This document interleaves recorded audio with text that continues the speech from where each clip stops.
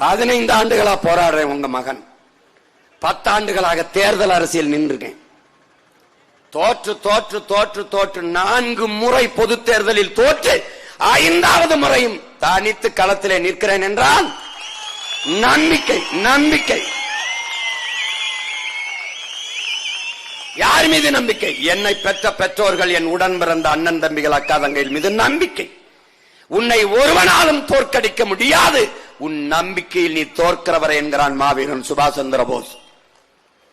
நல்லவர்கள் கூட தோற்றதாக செய்தி உண்டு, நம்பிக்கை கொண்டவர்கள் தோற்றதாக வரலாற்றிலே செய்திலே என்கிறான் என்னுயிர் தலைவன் மேதகுவே பிரபாகரன் அவர்கள். அந்த நம்பிக்கையில் உங்கள் மகன் நிற்கிறேன். அறிவு சமூகம் அறிந்து கொண்டு இந்த தேர்தலை வரலாறு உங்களுக்கு தந்திருக்கிற வாய்ப்பாக, காலம் கையளித்திருக்கிற பெரும் கடமையாக சிந்தித்து பார்த்து வாக்கை செலுத்துங்கள். வாக்கு என்பது ஒரு வலிமை மிக்க ஆயுதம். அதை அநீதிக்கு எதிராக, அடக்குமுறை ஒடுக்குமுறைக்கு எதிராக, சாதிய இழிவு தீண்டாமை கொடுமைகளுக்கு எதிராக, பசி பஞ்சம் ஊழல் லஞ்சத்திற்கு எதிராக, பெண்ணிய அடிமைத்தனம் பாலியல் வன்கொடுமைக்கு எதிராக, மதுமத போதைக்கு எதிராக, வாழ கொள்ளைக்கு எதிராக ஏந்துங்கள் என் அன்பு சொந்தங்களை, ஏந்துங்கள். இல்லை என்றால் இந்த நாட்டை மீட்கவும் காக்கவும் யாராலும் முடியாது.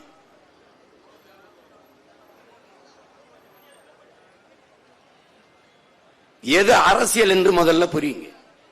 மலையை வெட்டிடுவான், காட்டை வெட்டிடுவான், நீரை உறிஞ்சி வித்திருவான், காற்று நஞ்சாய் போயிடும். சுவாசிக்க காற்று இருக்கிற இந்தியாவின் தலைநகரில் டெல்லி தான் அதிக காற்று மாசுபட்ட நகரம். தான் அதுக்கு அடுத்து தமிழ்நாடு, சென்னை. அது காற்று மாசை கட்டுப்படுத்துறதுக்கு என்ன இருக்குது? மரங்கள் வளர்ப்பதுதான். கிளீன் இந்தியா கொண்டு வந்த நம் நாடு ஒரு கிரீன் இந்தியா திட்டத்தை கொண்டு வரவில்லை. ஏன் வரல? மரம் வளர்ப்போம் மழை பெறுவோம் எழுதி வச்சா போதுமா? எப்படி வளர்ப்ப? யார் வளர்க்கிறது? உங்கள் பிள்ளைகள் 10 ஆண்டில் 10 ஆண்டு பசுமை திட்டம், பல கோடி பணை திட்டம் என்று கொண்டு வந்து 10 ஆண்டுகளில் என் தமிழ் நாட்டை, என் பூமி தாயை பச்சை போர்வையால் போர்த்தலைன்னா நீ பாத்துக்கிட்டே, பச்சை போர்வையால் போத்திடுவேன். என் அன்பு சொந்தங்கள், என் அருமை உடன் பிறந்தார்கள், இதை புரிந்து கொண்டு இந்த தேர்தலிலே வாக்கு செலுத்த வேண்டும். எங்கள் திருநாட்டில் எங்கள் நல்ல ஆட்சியே என்ற முழக்கத்தை முன்வைத்து உங்கள் பிள்ளைகள் வருவது நம்முடைய தாத்தா புரட்சி பாவலன் பாவேந்தன் பாரதிதாசன் சொன்ன அந்த பாக்களை முன்னெடுத்து வருகிறோம். காரணம், எங்கள் நாட்டில் எங்கள் நல்லாட்சி என்றவன் சொல்லியிருக்கலாம். ஆனால் எங்கள் திருநாட்டில் எங்கள் நல்லாட்சி, எங்கள் ஆட்சியே சொல்லல, நல்லாட்சிங்கிறான். நல்லாட்சி என்பது தமிழர் அறம் சார்ந்த ஆட்சி, எல்லா உயிர்களுக்குமான ஆட்சி, வெறும் மனிதர்களுக்கு மட்டுமல்ல. இங்க இந்துக்களுக்கு பாதுகாப்பு, இஸ்லாமியருக்கு பாதுகாப்பு, கிறிஸ்தவருக்கு அதெல்லாம் கிடையாது. சிறுபான்மை மக்களுக்கு பாதுகாப்பு ஏமாத்துவான் அயோக்கிய. அப்படின்னா இஸ்லாம் கிறிஸ்தவ முஸ்லீம் மக்களுக்கு, இஸ்லாம் மக்களுக்கு வீட்டுக்கு 2 போலீஸ் போடுவானா? என்ன பாதுகாப்புக்கிற? யாரு சிறுபான்மை? என்னது இது? வேடிக்கையா இருக்கு. ஒட்டுமொத்த நாட்டுக்கு பாதுகாப்பு தான் இங்க எல்லாருக்கும் பாதுகாப்பு. அந்த பாதுகாப்பு எங்கே? எல்லா சாதிக்கும் கட்சி இருக்கு, எல்லா சாதிக்கும் தலைவன் இருக்கான், எல்லா மதத்துக்கும் தலைவன் இருக்கான், திராவிடத்துக்கு தலைவன் இருக்கான். ஆனால் நீ பிறந்த மொழிக்கு, தமிழுக்கும் தமிழருக்கும் இனத்துக்கும் ஒரு நாட்டுக்கு தலைவன் ஒருத்தர் இருக்கானா? எல்லாருக்குமா ஒரு தலைவன் இருக்கானா? காடு மலை ஆறு அருவி மரம் செடி கொடி பூச்சி வண்டுக்கு எவன் இருக்கான்? தமிழன் தான் இருக்க முடியும். ஏன்? பிறப்பு ஒக்கும் எல்லா உயிருக்கும் என்பது பாடியது உலகத்தில் தமிழன் வேதம் தான். காக்கை குருவி எங்கள் சாதி என்று பாடியவன் தமிழ் பாட்டன் தான். இதுல அறிவு சமூகம் அறிந்து கொண்டு ஆழ்ந்து தெளிந்து இந்த தேர்தலிலே வாக்கை செலுத்த வேண்டும் என்பது உங்கள் பிள்ளைகளின் வேண்டுகோள். சரியானதைத்தான் நீங்கள் தேர்வு செய்வீர்கள். இந்த முறை சரியானதை தேர்வு செய்யுங்கள். 4 பேர் களத்திலே என்கிறார்கள், அவர்கள் 3 பேரும் ஒரே பக்கத்தில் இருக்கிறார்கள், இலவசத்தின் பக்கம். உங்கள் மகன் அதற்கு எதிர் திசையில் நிற்கிறேன். இலவசம் தர மாட்டேன், தர மாட்டேன், என் மக்களை கையேந்த வைக்க மாட்டேன். பிறகு என்ன செய்வாய் சீமான்? ஆகச்சிறந்த கல்வியை கொடுப்பேன், சிறந்த மருத்துவத்தை தரமாக இலவசமாக கொடுப்பேன், தூய குடிநீரை கொடுப்பேன், கல்வி கொடுப்பேன், கல்விக்கேற்ற வேலை, வேலைக்கேற்ற சம்பளம், அதை கொண்டு வாழ்கிற பெருமை மிக்க வாழ்வை கொடுப்பேன், தன்மானத்தோடு தலை நிமிர்ந்து வாழ்கிற ஒரு தற்சார்பு வாழ்க்கையை கொடுப்பேன்.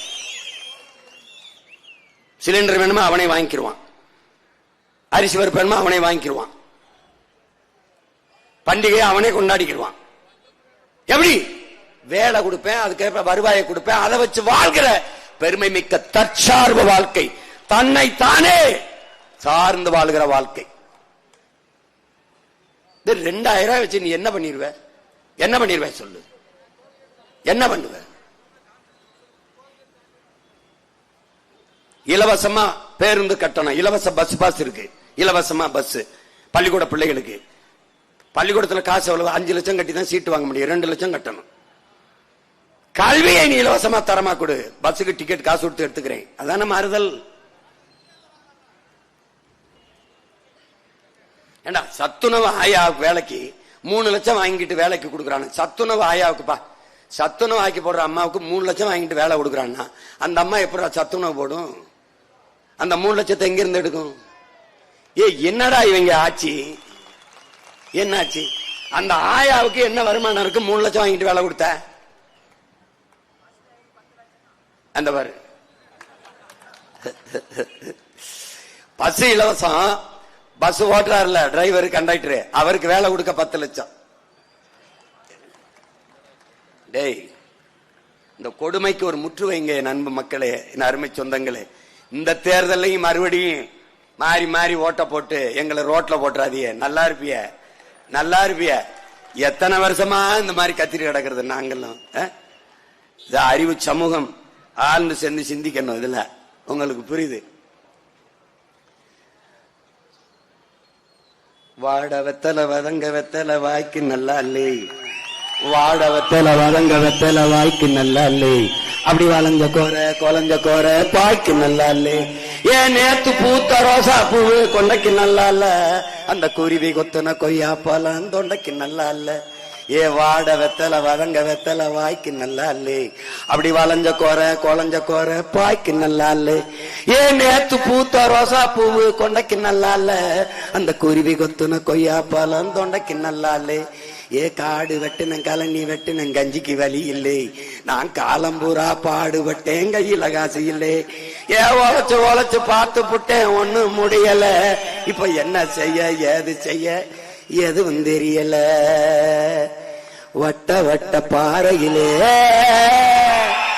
வட்ட வட்ட பாறையிலே வரகரிசி தீட்டையிலே சொந்தமுள்ள அத்தை மகனே டக்கு முக்கெடுக்கு தாளம், நீங்க சோறு கேட்டு நிக்கலாம் அடக்கு முக்கெடுக்கு தாளம், வட்ட வட்ட வட்ட வட்ட பாறையிலே வரகரிசி தீட்டையிலே சொந்தமுள்ள அத்தை மகளே டக்கு முக்கெடுக்கு தாளம், நீங்க சோறு கேட்டு நிக்கலாமா டக்கு முக்கெடுக்கு தாளம், சொரண கெட்ட மாமம் பொண்ணு சொரண கெட்ட மாமம் பொண்ணு சோரனுக்கு வேணாண்டி, சொரண கெட்ட மாமம் பொண்ணு சோரனுக்கு வேணாண்டி, சொந்தமுள்ள அத்தை மகளே டக்கு முக்கெடுக்கு தாளம், உன்னோட சொல்லு மட்டும் போது மடி டக்கு முக்கெடுக்கு தாளம், உன்னோட சொல்லு மட்டும் போது மடி டக்கு முக்கெடுக்கு தாளம்,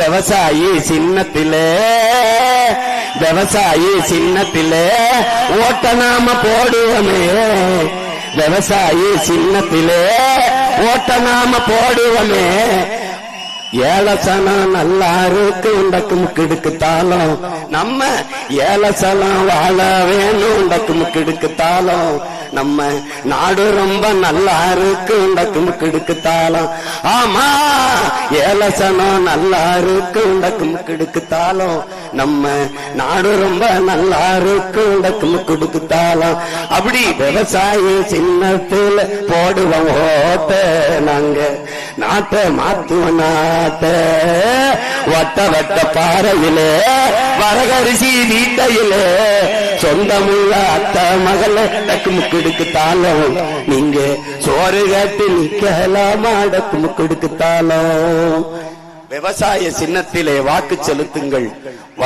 வருங்கால தலைமுறைக்கு வாழ்வழியுங்கள். உழவு இல்லை என்றால் உணவு இல்லை, உணவு இல்லை என்றால் உயிர்கள் இல்லை, உயிர்கள் இல்லை என்றால் உலகம் இல்லை. உழவை மீட்போம், உலகை காப்போம். என் அன்பு சொந்தங்களே, சுழன்றும் ஏற்பின்னது உலகம், அதனால் உழந்தும் உழவே தலை என்கிறான் நம்முடைய மறையோன் வள்ளுவ பெருமகனார். உழவை போற்றுவோம், உலகை மாற்றுவோம், காப்பாற்றுவோம். என் அன்பு சொந்தங்களே, மதிப்புமிக்க உங்கள் வாக்கை விவசாய சின்னத்திற்கு செலுத்துங்கள். விவசாய சின்னத்திற்கு வாக்களிப்போம், வருங்கால தலைமுறைக்கு வாழ்வளிப்போம். போட்டு பாருங்க ஓட்ட, அப்புறம் பாருங்க நம்ம நாட்டை.